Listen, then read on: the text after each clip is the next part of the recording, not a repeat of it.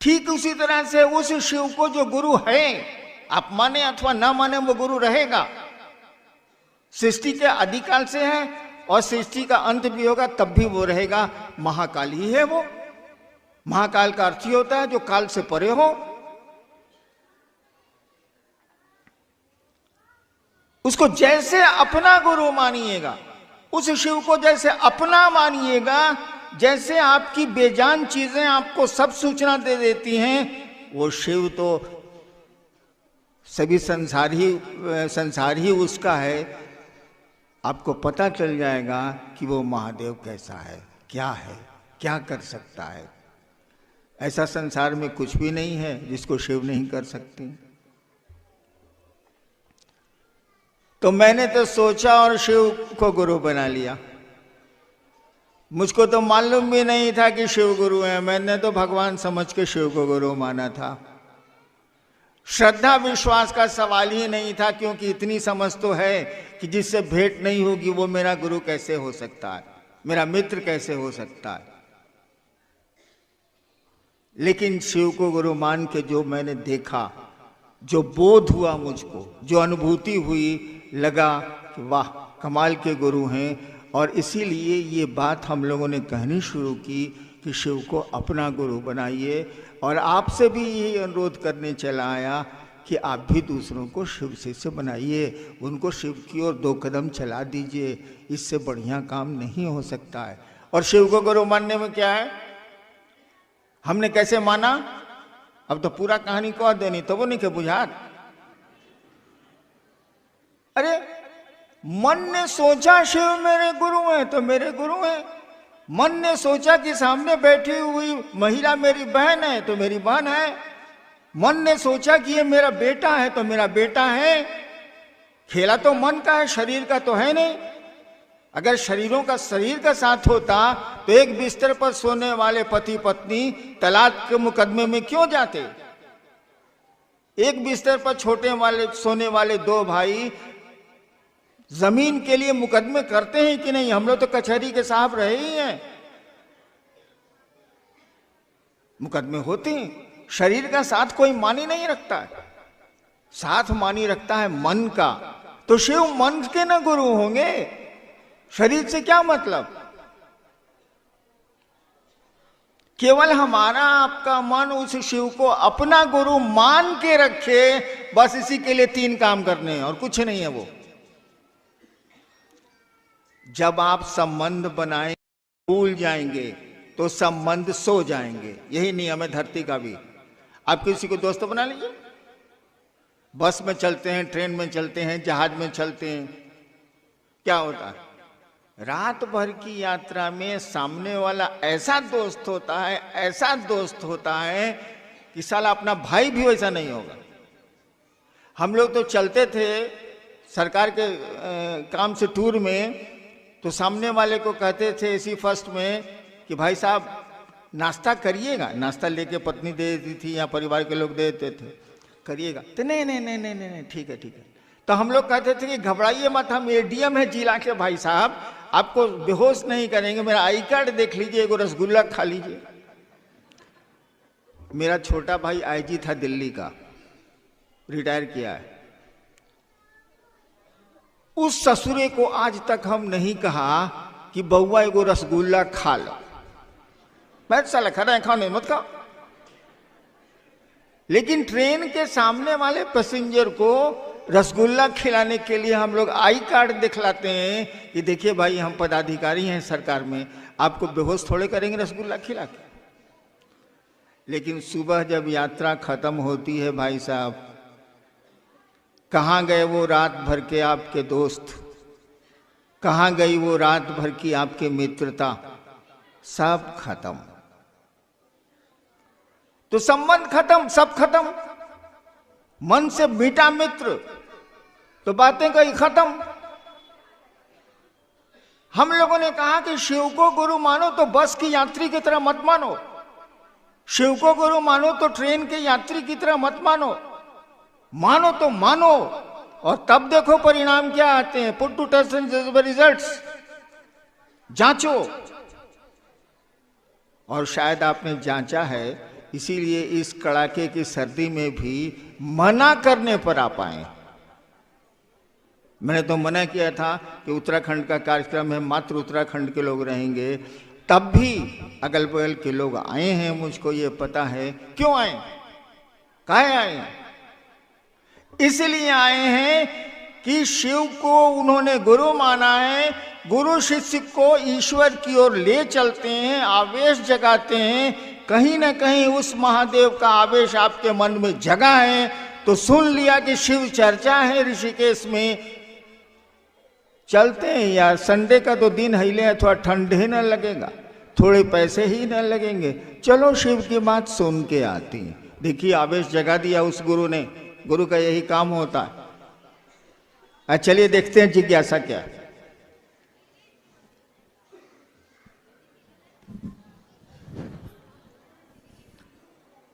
ऋषिकेश से बहन मनोरमा शिव की जब पूजा करते ही हैं तो शिव को गुरु क्यों माने?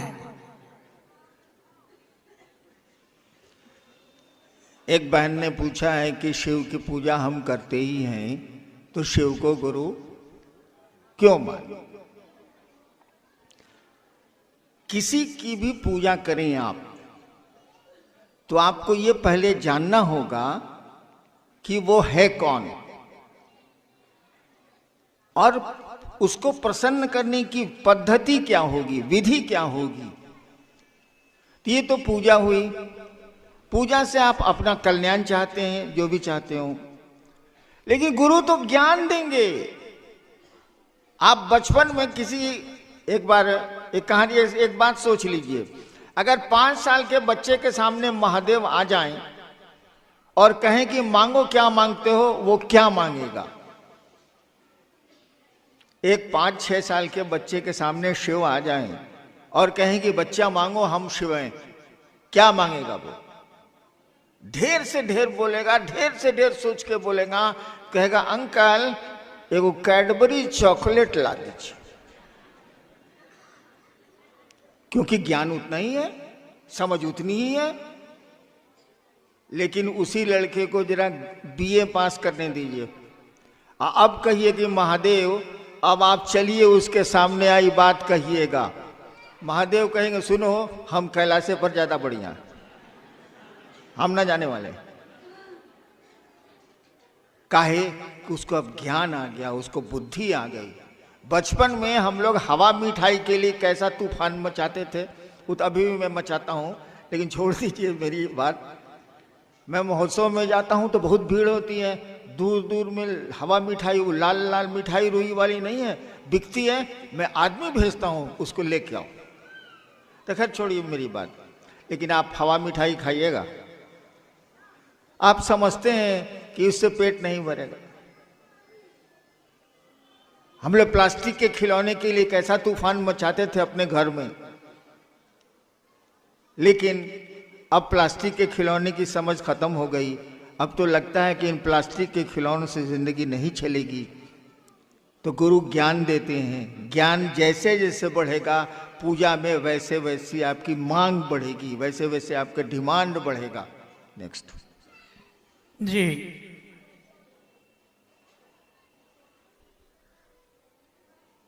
क्या है?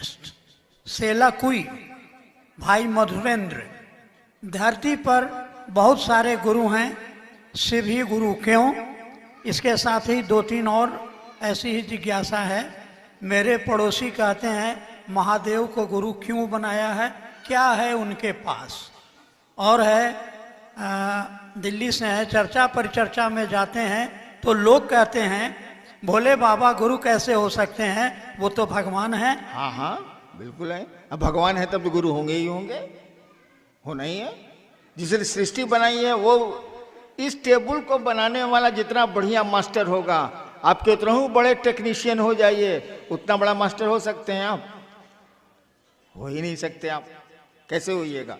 उसको तो मालूम है कि ये लकड़ी किस कहाँ से उसने काट के लकड़ी को लाया है, उसको तो मालूम है कि किस आराम मशीन में ये लकड़ी चिराई है, उसको मालूम है कि कांटी की जगह हमने लकड़ी की कील कहाँ कहाँ भीतर में ठोकी है। इसीलिए कहा जाता है गॉड इज गुरु। जब कोई गॉड है तो उसको तो गुरु होना ही होना है। शिव भोलेनाथ जो हैं वो क्या नहीं है, महाकाल से लेके महामृत्युंजय से लेके या गुरुश्वर से लेके विश्व गुरु तक सब कुछ है, वो क्या नहीं है। और गुरु के रूप में उनसे ज्ञान ले लीजिए तो आपको पता चल जाएगा कि ये महाकाल क्या है, ये अघोरेश्वर क्या है, ये काली क्या है, ये दुर्गा क्या है, सब मालूम हो जाएगा। और जहाँ तक इतने गुरु हैं तो शिव गुरु क्यों, एक विकल्प में रखना चाहिए, क्योंकि मैंने कहा कि गुरुओं की परंपरा बड़ी पुरानी है, लेकिन अंडर करेंट एक चल रहा है कि शिव गुरु हैं और शिव को गुरु मानने वालों की सूची भी हमारे आपके पास है। इतिहास का पन्ना भी बोलता है कि लोगों के गुरु शिव हुए। जी, भाई रूपेश ऋषिकेश से हैं। इनकी जिज्ञासा है कि आपने शिव को गुरु माना, दूसरों को क्यों कहते हैं?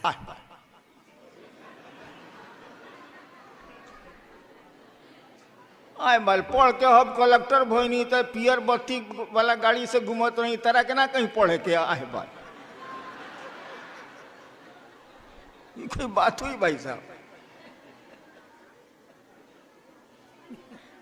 हमको कोई अच्छी चीज मिली है, आपको कोई बहुत अच्छी चीज मिली है, दूसरों को आप नहीं कहते हैं। आदमी है कि क्या है आप? इंसान का ये लक्षण थोड़ी है। मैंने शिव को गुरु माना, मुझको बहुत अच्छा लगा, मैं दूसरों को बोलूंगा ही बोलूंगा, आप मानिए चाहे मत मानिए। कौन गड्ढे में ठेल रहा हूं, शिव की ओर ही तो ले चल रहा हूं। ये आप पर है माने चाहे थोड़ा ना माने, मैं तो शोर करूंगा ही। बाप तो कहबे करेगा बेटवा को कि पढ़ पढ़, अब बेटवा पढ़ेगा नहीं पढ़ेगा, बप्पा क्या करेगा। चलिए जी, एक और जिज्ञासा भाई गोपाल, एक भाई गोपाल हैं उत्तम नगर दिल्ली से। लोग कहते हैं आओ ऐसा कर्म करें कि मर के भी जिंदा रहें। हाँ, इतने लोगों के भीड़ में मैं ऐसा क्या काम करूं जो मर के भी जिंदा रहूं?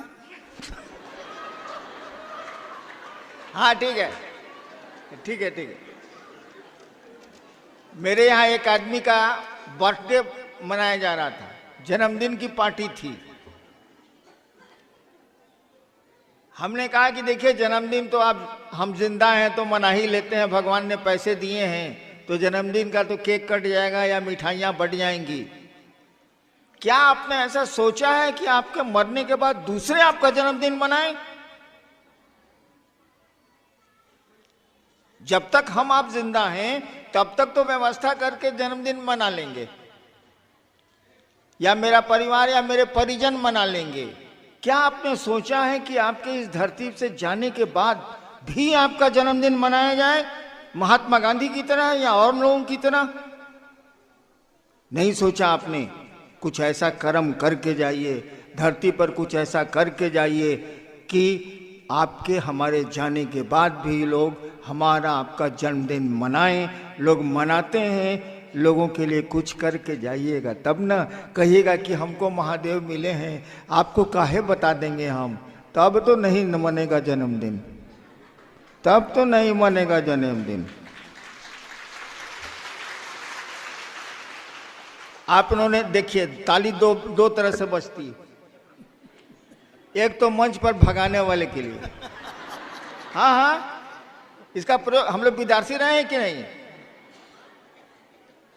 भाई सरकार में हम ज्वाइंट सेक्रेटरी रहे हैं तो हमको नहीं मालूम है ताली काहे बजती है।